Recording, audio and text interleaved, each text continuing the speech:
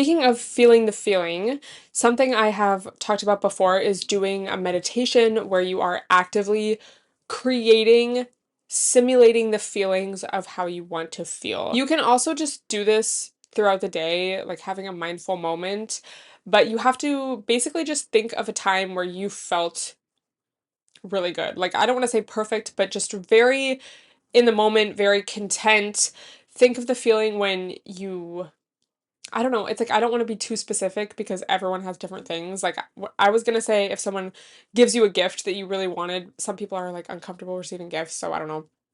But like that's an example. Saved up your money and you bought a flight or you bought something you really wanted. Tapping into that receiving mode, like how it feels when you get something that you wanted. And it's like, yay. Like that rush.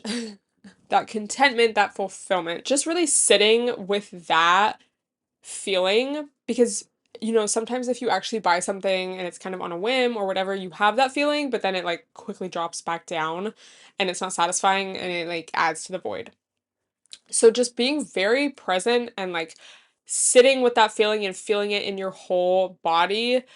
I often think of it as like a golden kind of light. It feels warm. It feels almost a little tingly, but not necessarily euphoric, just like warm, pleasant, like I'm in the moment. I'm not, thinking about the future or the past, and I'm just content. Like, not completely excited, like maybe leaning that way, like energized, but content. But whatever specifically comes to mind for you, just tap into that and again, feel it within your whole body. And I think being in this zone, because it's not even just a mindset, it's like your physical body makes you so magnetic. When we feel down, sad, in a lack sort of mindset, or just so far from where we want to be, far from what we want to achieve, it's heavy. It's like, ugh. And then you start convincing yourself, like, I shouldn't even try, or like, I don't want to do anything.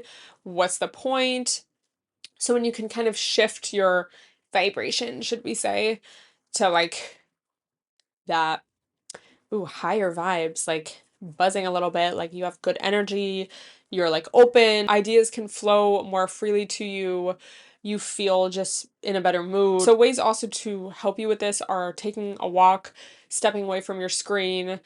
I actually, side note, saw a TikTok where this girl was like, I've been treating she wasn't even, she was like, I just feel like taking a break to scroll on TikTok is like taking a cigarette break. And it literally is when you think about it. Like you're getting that dopamine rush.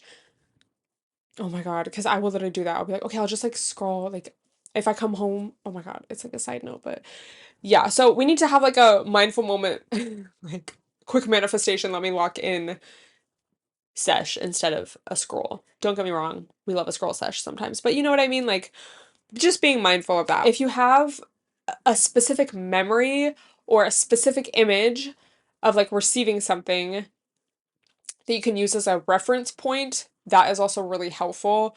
I literally used to do this again before I even knew what it was. Y'all remember Webkins? And when you're a kid, like, don't get me wrong, I was a hustler as a kid, okay? I was always trying to sell stuff, having my lemonade stand, always trying to start a business. But like, let me just, the easiest thing is to ask an adult, can you buy this for me? And I always wanted Webkins, like, always. And I would literally imagine getting the Webkins. And then I would just get the Webkins. Like I would get it as a gift. I would like somehow convince my grandma to get it for me.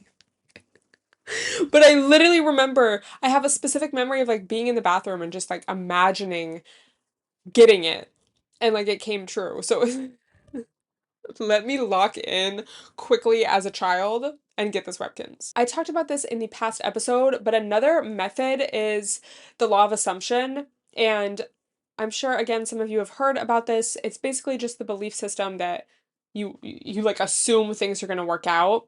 And how I like to implement this is, and again I talked about this before, but basically every decision, or if you're suddenly worrying about something or stressing or you're just very fed up or just like SMH'd at a situation or just like at your life, you have to put yourself in the mindset of like, or like ask yourself, okay, if I knew everything was going to work out, what would I be doing now?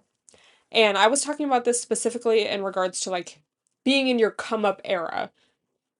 If you have specific goals or you want your life to just feel or look a certain way,